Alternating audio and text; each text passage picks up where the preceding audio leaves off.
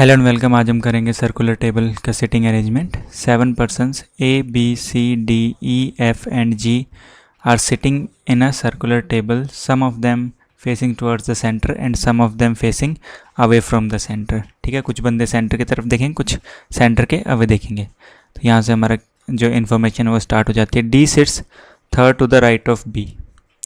E sits immediate left of D.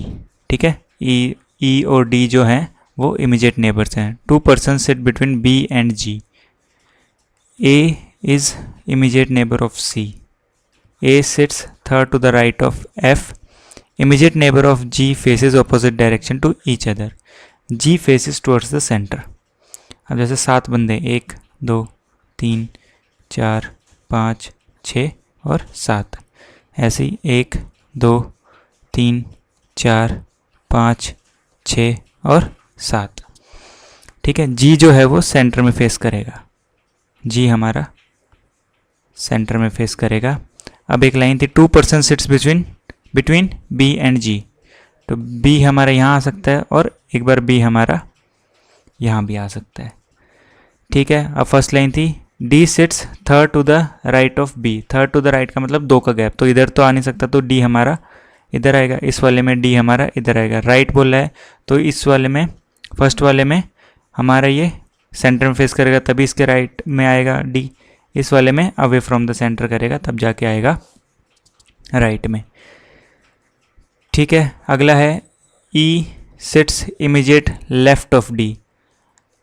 Left of D मतलब E हमारा यहाँ आएगा। ठीक है, तो ये आउटसाइड हो गया। इसमें ई हमारा यहाँ पे आएगा, इसमें ये नहीं, इसमें ये इनसाइड हो गया और इस वाले में ये outside the away from the centre करेगा। ठीक है, neither G nor C faces the same direction as D.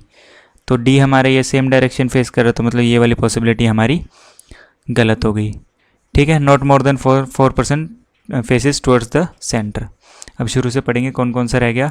2 persons। ठीक है, A is immediate neighbour of C. तो ए और जो सी हैं वो दोनों साथ में आएंगे, तो एक ये वाली जगह बची है, एक ये वाली जगह बची है। आगे पढ़ते हैं। A sits third to the right of F. अब ए और सी यहाँ आएंगे, एफ हमारा बचा यहाँ पे। अब एफ और ए के बीच में 2 का गैप होना चाहिए, तो ए हमारा यहाँ पे और सी हमारा यहाँ पे। ठीक है, अब ये था कि neither G nor C face same direction as D.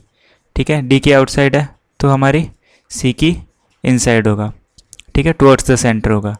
ठीक है, कितने हो गए 1 2 3 और देखते हैं कुछ होगा। हाँ, immediate neighbour of G faces opposite direction to each other. मतलब डी का आउटसाइड है तो ए का हमारा टुवर्ड्स द सेंटर होगा। ठीक है, ये 4 बंदे हो गए मतलब टुवर्ड्स द सेंटर वाले, तो मतलब बाकी तो जो 2 होंगे वो away from the centre face करेंगे। और ये हमारा क्वेश्चन सॉल्व हो गया। Thank you.